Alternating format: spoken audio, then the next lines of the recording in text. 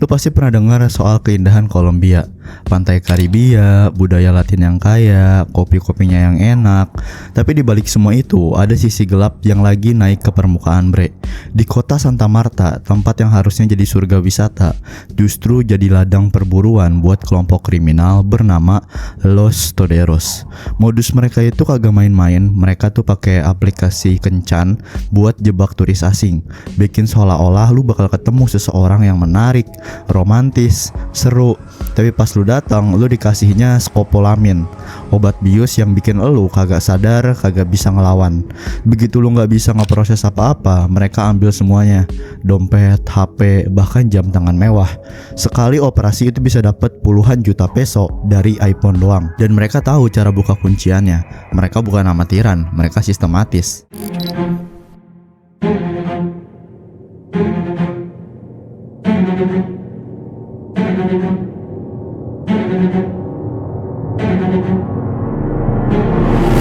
Ada satu kasus yang sempat bikin geger, melibatkan turis Italia yang lagi nyantai nyari teman di Tinder. Ketemu cewek, jalan bareng, gak lama kemudian dia bangun tanpa ponsel, tanpa dompet, dan kehilangan 2 Rolexnya. Semuanya hilang, dan itu bukan kejadian 1-2 kali. Polisi Kolombia akhirnya turun tangan, lacak jejak digital, ikutin komunikasi gengnya, sampai akhirnya mereka bisa ngeringkus pelaku-pelakunya. Sekarang katanya angka kejahatan itu mulai turun setelah Los Toderos dibekuk. Tapi rasa aman itu cerita yang lain. Yang bikin ngeri, isu ini bukan cuma soal geng lokal. Di balik layar muncul bisikan tentang aliansi baru yang jauh lebih bahaya, bre. Kartel-kartel Kolombia yang dulunya beroperasi sendiri, sekarang katanya mulai kerja sama kartel Sinaloa dari Meksiko. Lu tahu sendiri reputasi Sinaloa, organisasi kriminal paling kuat dan brutal di benua Amerika. Kalau emang bener mereka bergandengan tangan, berarti kita bukan cuma ngomongin pencurian HP lagi. Kita ngomongin jaringan lintas negara yang punya kemampuan militer, punya senjata, punya koneksi politik, dan tahu gimana caranya menghilang setelah beraksi. Dan kalau lu pikir ini hal baru, lu salah, bre. Kolombia itu udah lama jadi tanah konflik. Dari zaman Pablo Escobar, dari eranya kartel Medellin, negara ini dihantui bayangan perang sipil dan kekuasaan kartel. Bahkan dulu di awal 80-an, Escobar itu sempat bentuk pasukan bayaran bernama MAS alias Muerte a Secuestradores, yang artinya mati untuk para penculik. Mereka bukan aparat, tapi mereka itu main kasar, bre. Jadi lengan kekerasan buat ngejagain bisnis narkoba dan ngelindungin aset-asetnya. Hari ini metode mereka berubah, tapi semangat kekerasan itu masih hidup. Dan kalau sekarang kartel Sinaloa beneran gabung main di panggung Kolombia, bisa jadi kita lagi ngeliat awal dari babak baru. Babak yang bisa lebih brutal, lebih terorganisir, dan jauh lebih sulit dilawan. Di atas kertas Santa Marta itu masih jadi destinasi wisata, tapi kenyataannya para turis sekarang harus lebih waspada dari sebelumnya. Karena di kota ini, satu match di Tinder aja itu bisa jadi awal dari mimpi buruk lo. Dan satu selfie di pantai bisa aja jadi jejak digital terakhir sebelum semuanya hilang. Kartel di Kolombia sendiri dari dulu emang kagak pernah main halus gitu. Mereka tumbuhnya dari darah, dari intimidasi, dari penculikan yang dijadiin alat kontrol. Bukan cuma untuk nguasain jalur narkoba, tapi juga buat jadi penguasa wilayah secara harfiah. Dan meskipun kartel Medellinnya Escobar ini akhirnya tumbang berkat tekanan habis-habisan dari pemerintah Kolombia dan dukungan internasional, itu semua nggak serta-merta ngehapus bisnisnya. Narkoba tetap jalan, dan di tengah reruntuhan kekuasaan Escobar lahirlah pula pemain-pemain baru kayak kartel Cali, kartel Norte del Valle, Urabenos. Mereka tuh nggak sefrontal pendahulunya, tapi kekerasan tetap jadi bahasa utama mereka. Dan sekarang bukannya berkurang, justru muncul pola baru yang lebih licik, penculikan yang menargetkan turis. Ini tuh bukan skenario film-film action ya, bre. Ini kejadian nyata gitu. Seorang pemuda dari Orange County, Amerika ditemukan tewas saat liburan di Kolombia. Keluarganya sekarang bukan cuma berduka, tapi juga bingung dan marah, nyari jawaban kenapa bisa anak mereka yang cuma mau nikmatin hidup itu malah pulang tinggal sisa namanya doang. Di saat bersamaan, media investigasi di Kolombia itu terus bersuara, ngasih peringatan tentang meningkatnya kasus penculikan yang nargetin turis. Motifnya beragam, ada yang murni uang lewat tebusan dari keluarga korban yang dianggap kaya, tapi ada juga yang tujuannya nunjukin dominasi, nunjukin kekuatan, kirim sinyal ke pemerintah. Kalau satu mayat itu bisa aja jadi pesan buat 1000 orang. Dan ini bukan kejadian sekali dua kali. Laporan resmi nyatet lebih dari 3.000 korban udah jadi korban penculikan sama FARC. Tapi hitungan aslinya bisa aja jauh lebih banyak, mungkin nyentuh puluhan ribu gitu. Dulu FARC pakai penculikan buat biaya perang, buat ngejaga posisi mereka di konflik bersenjata yang berlangsungnya itu lebih dari setengah abad. Tapi setelah kesepakatan damai ditandatangani tahun 2016, angka penculikan sempat turun drastis. Negara mulai tenang, turis balik lagi, tapi ketenangan itu nggak bertahan lama. Di tahun 2023 datanya melonjak lagi. Angka penculikan itu naik tajam, dan momennya juga pas banget di saat pemerintah Kolombia lagi sibuk negosiasi damai dengan kelompok pemberontak lain, yaitu ELN. Jadi waktu para pejuang bersenjata itu sibuk duduk di meja perundingan, ruang kekuasaan mereka diambil alih sama kelompok kriminal lain, geng jalanan, kartel narkoba. Semuanya tuh berusaha buat cari pijakan. Dan satu hal yang paling gampang mereka eksploitasi itu adalah turis. Karena siapa yang lebih rentan daripada orang asing yang kagak kenal sama Medan, ya kan? Turis nggak tahu wilayah mana yang aman, sering bawa barang mewah, dan kadang terlalu percaya sama orang lokal yang kelihatannya ramah. Apalagi di era medsos, pamer jam mahal, ponsel terbaru, check-in di beach club paling hits. Semua itu bukan cuman buat cari likes, tapi juga bisa jadi titik awal bencana. Metodenya makin canggih, ada yang pakai modus teman lokal yang ngajak jalan, bawa ke tempat sepi, dan di situ korbannya baru diculik. Ada juga yang lebih klasik, obat bius di minuman di bar, terus korban dibawa pergi tanpa sadar.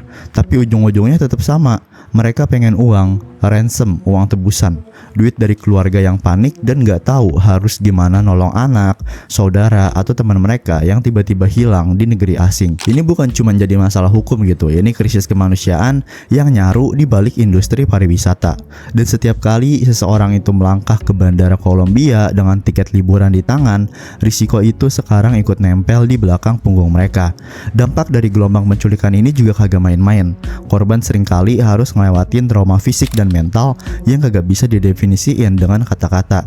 Keluarganya, mereka pastinya dihantam emosi yang hancur lebur, ketakutan dan tekanan finansial karena harus memenuhi tuntutan tebusan yang kagak sedikit. Dan semua ini bukan cuma nyerang korban secara pribadi, tapi juga nyerang wajah negara.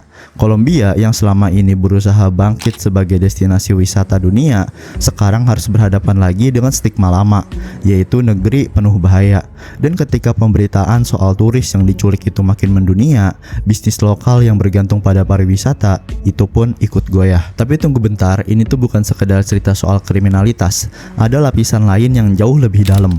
Bayangin kartel-kartel narkoba di Kolombia sebagai bisnis yang udah lama berdiri, dan kartel Sinaloa dari Meksiko sebagai korporasi multinasional yang mau ekspansi pasar. Kalau dua kekuatan ini bersatu, hasilnya udah pasti bukan kabar baik buat siapapun, apalagi turis. Dan sekarang itulah yang lagi terjadi. Di balik meningkatnya angka penculikan, pelan tapi pasti mulai kelihatan bahwa kartel-kartel Kolombia dan Sinaloa itu mulai ngejalin kerjasama. Dan hubungan ini meskipun terdengar strategis di atas kertas, berpotensi jadi mimpi buruk yang jauh lebih gelap dari yang kita kira. Kenapa kartel Kolombia tiba-tiba tertarik kerja bareng Sinaloa? Gampang, karena Sinaloa itu ibarat Harvardnya dunia perdagangan narkoba, bre. Mereka ahli di semua lini, dari proses produksi, penyelundupan, distribusi, sampai sistem keuangannya. Kartel Kolombia bisa aja punya jaringan kuat, tapi ilmu dari Sinaloa bisa jadi upgrade besar-besaran. Dan sebagai gantinya, kartel Meksiko dapat pijakan baru di pasar lokal Kolombia, ditambah akses ke jalur-jalur pengiriman yang sebelumnya susah ditembus. Kalau dilihat dari sudut bisnis, ini tuh kayak merger dua perusahaan raksasa. Tapi di dunia kriminal, merger kayak gini itu jarang berakhir damai. Sinyal bahayanya udah kelihatan. Kolaborasi ini bisa micu kekerasan baru, terutama di daerah yang jadi rebutan antar geng. Dan ketika dua kekuatan besar ini bergabung, mereka nggak cuma jadi makin berkuasa, tapi juga makin brutal. Perang wilayah yang sebelumnya itu cuma sekali, bisa jadi meledak habis-habisan gitu. Dan parahnya lagi, teknologi canggih yang dimiliki sama kartel Sinaloa, dari sistem komunikasi transkripsi sampai jalur logistik udara dan laut, sekarang bisa ngajarin kartel lokal cara baru buat ngelabuin aparat. Jadi bukan cuma makin ganas, tapi juga makin licin, susah ditangkap, dan susah dihentikan. Kita harus ngerti bahwa aliansi ini adalah bom waktu, ibarat dua naga yang kerjasama sambil tetap nyimpen taringnya. Kapan aja bisa pecah perang, dan waktu itu terjadi, darah bisa mengalir deres. Bukan cuma di hutan-hutan atau wilayah konflik, tapi juga di kota-kota wisata, tempat para pelancong singgah tanpa tahu apa yang sebenarnya lagi terjadi. Statistika dari tahun lalu udah cukup bikin merinding. Angka penculikan turis itu naik 200%. Dan ini bukan angka kosong, ini refleksi langsung dari betapa bahayanya kombinasi antara kerakusan uang, teknologi, dan kekosongan hukum. Apa motivasi utama dari semua penculikan ini? Ya uang. Tapi bukan cuma itu, ada pesan kekuasaan, ada intimidasi terhadap aparat, dan ada kekacauan yang sengaja dibuat sebagai taktik. Di mata mereka, turis itu bukan manusia. Turis adalah komoditas, peluang atau umpan. Dan selama dunia masih menutup mata terhadap jaringan besar di balik semua ini, selama kartel bisa terus berinovasi dengan kebrutalan dan efisiensi ala korporat gelap, maka siapapun yang melangkah ke Kolombia itu harus sadar, mereka nggak cuma jalan-jalan ke negeri penuh keindahan, tapi juga ke medan konflik yang kagak kasat mata.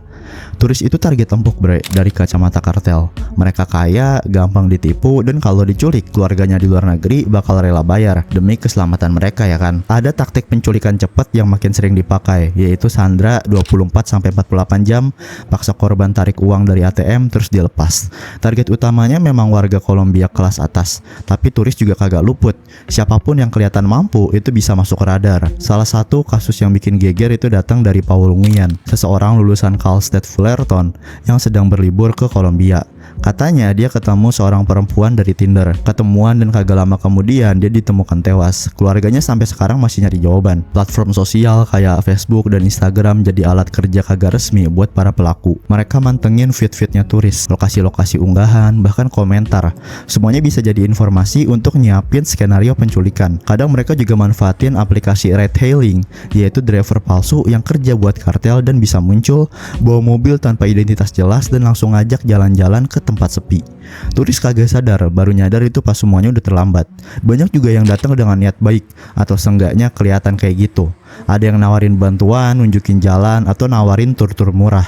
Tapi di balik senyum itu, bisa aja ada rencana buat narik elu keluar dari keramaian. Beberapa modus juga jadi lebih halus, pakai skenario-skenario romantis, kenalan lewat DM, ngobrol mesra, terus janjian buat ketemu. Sisanya bisa lu tebak sendiri. Ada juga trik-trik yang lebih canggih, sewa penginapan palsu, kecelakaan buatan, atau pencurian dokumen. Dan kalau semua itu gagal, mereka masih punya senjata lama, yaitu minuman yang dicampur obat. Lu bisa aja lagi duduk di bar nih, nikmatin malam gitu, tapi nggak pernah sadar kalau lu baru aja masuk ke perangkap. Obat kayak skopolamin itu bisa bikin lu kehilangan ingatan, nurut tanpa sadar, dan akhirnya jadi pion dari permainan yang lu bahkan kagak ngerti aturannya. Statistiknya tuh ngeri banget bre. 40 tahun terakhir, hampir 40.000 orang dari semua kalangan dan usia udah diculik di Kolombia. Korbannya bukan cuma warga lokal, turis pun sekarang masuk daftar. Dan trauma yang ditinggalin itu bukan cuma rasa takut, tapi luka permanen, bekas yang kagak sembuh-sembuh. Ngadepin situasi kayak gini bukan tugas satu pihak doang. Aparat butuh alat, butuh data, butuh intelijen. Daerah wisata harus mulai serius ngecek ulang regulasi soal transportasi, dan kampanye penyuluhan harus ditingkatin. Kolaborasi antar negara, antar pemerintah dan pelaku industri wisata harus jadi prioritas. Kagak bisa lagi nganggep keamanan sebagai urusan belakang, harus jadi headline utamanya. Kolombia emang punya keindahan yang kagak diragukan, tapi kita juga nggak bisa nutup mata kalau ada wilayah-wilayah tertentu yang beresiko tinggi, tempat-tempat dengan pengawasan minim, jejak kartel yang masih aktif, dan akses sulit untuk bantuan. Turis itu harus pintar, jangan nekat trekking sendirian, jangan eksplor tempat asing tanpa pemandu lokal yang terpercaya. Dan yang paling penting, riset. Pelajari dulu mana daerah yang rawan.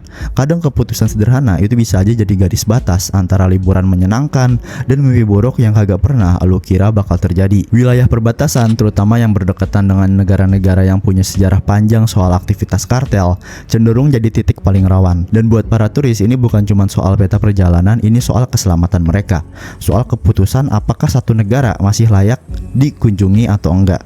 Potensi aliansi antara kartel Kolombia dan kartel Sinaloa itu bukan cuma ancaman buat para wisatawan. Ini bayangan panjang yang menjulur sampai ke jantung ekonomi lokal. Ketika kekerasan meningkat, ketika kriminalitas semakin terorganisir dan brutal, destinasi wisata pun kehilangan daya tariknya. Kolombia udah berusaha mati-matian buat ninggalin citra lamanya sebagai negeri kartel dan kekacauan. Mereka ngebangun ulang identitas sebagai surga tropis, penuh warna dan alam yang belum tersentuh. Tapi semua usaha itu bisa runtuh dalam semalam kalau satu aliansi gelap antara kartel lokal dan kartel Sinaloa dari Meksiko itu benar-benar menguat. penculikan turis, tembakan di kota wisata, dan berita kekerasan jadi alasan kenapa keluarga itu bisa batalin liburan, kenapa backpacker cari destinasi lain. Dampaknya karena lebih dari sekedar grafik penurunan jumlah wisatawan. Ini menyentuh perut ribuan orang, bre. Dari pemilik warung, pemandu lokal, sampai tukang souvenir di pinggir jalan. Di daerah-daerah terpencil yang sebelumnya jadi hidden gems, turis bukan cuma tamu, tapi napas ekonomi.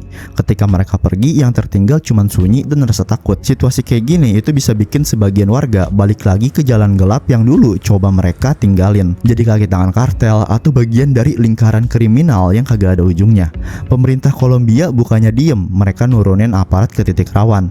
Kerjasama internasional jalan, aliran dana ilegal diputus, tapi semua itu percuma kalau korupsi di tubuh aparat masih dibiarkan hidup, karena sistem yang bocor kagak akan pernah bisa nahan banjir. Kepercayaan turis nggak bisa dibangun dari brosur atau video-video promo. Itu tumbuh dari rasa aman, dari kepastian kalau elu bisa jalan malam tanpa takut dan pulang bawa kenangan, bukan trauma. Tapi janji-janji itu makin hampa kalau kartel terus bergerak bebas dan negara sendiri masih bisa dibeli. Akhirnya ini bukan lagi soal turis yang hilang, ini soal negara yang lagi berjuang mempertahankan hak untuk dilihat sebagai tempat yang layak dikunjungi, dicintai, dan dihargai. Kalau perjuangan ini gagal, maka yang tersisa cuma kota-kota yang perlahan mati dan kekuatan gelap yang terus tumbuh tanpa ada yang benar-benar berani menghentikannya. Oke bre, sekian buat video gue kali ini. Gimana menurut kalian? Kalau kalian suka jangan lupa like, comment, share, dan subscribe channel ini. Sampai jumpa lagi di video selanjutnya. Dadah.